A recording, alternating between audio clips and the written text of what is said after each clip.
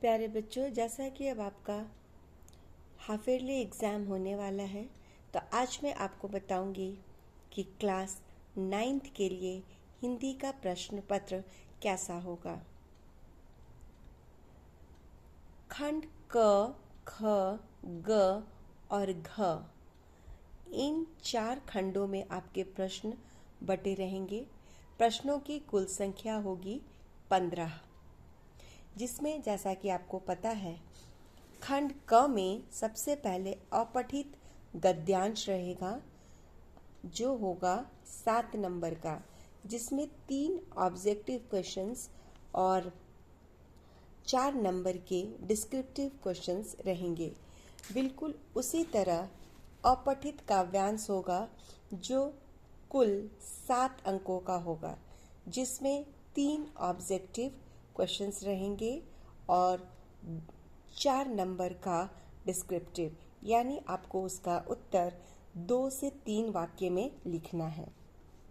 खंड ख आपको पता है व्यवहारिक व्याकरण का होगा, जिसमें आपका रहेगा उपसर्ग प्रत्यय, समास, वाक्य और अलंकार।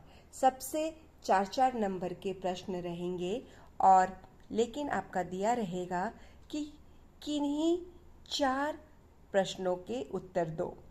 वहाँ पर 5 प्रश्न रहेंगे, लेकिन आपको किसी 4 के उत्तर देने हैं। तो इस तरह ये हो गए 16 अंक के।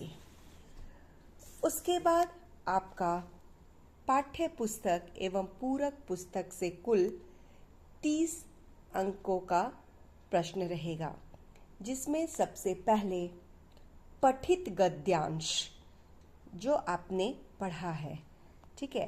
पठित गद्यांश 5 अंक का होगा, जिसमें 5 ऑब्जेक्टिव प्रश्न पूछे जाएंगे।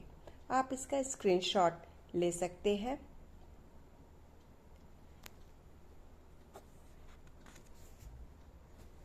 तत्पश्चात प्रश्न संख्या 8 आपका रहेगा।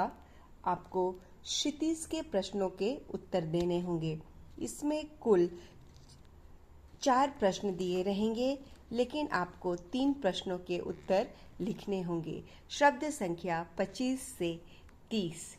बिल्कुल उसी तरह फिर आपका पठित काव्यांश रहेगा, जिसमें 5 ऑब्जेक्टिव प्रश्न रहेंगे, और फिर प्रश्नों की संख्या जो आपको लिखना होगा वो 6 नंबर का। उसकी शब्द सीमा भी 25 से 30 तक। ये आप देख रहे हैं। कृतिका से 3 प्रश्न पूछे जाएंगे, जिसमें से आपको किन्हीं 2 प्रश्नों का उत्तर लिखना होगा। कृतिका से प्रश्न आएंगे 8 अंक के। अब हम आ जाते हैं रचनात्मक लेखन में। तो कुल अंक 20। सबसे पहले आपको मिलेगा अनुच्छेद लेखन, जो संकेत बिंदुओं पर आधारित रहेगा।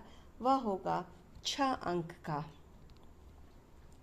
औपचारिक और अनौपचारिक पत्र आएंगे 5 अंक के। उसके बाद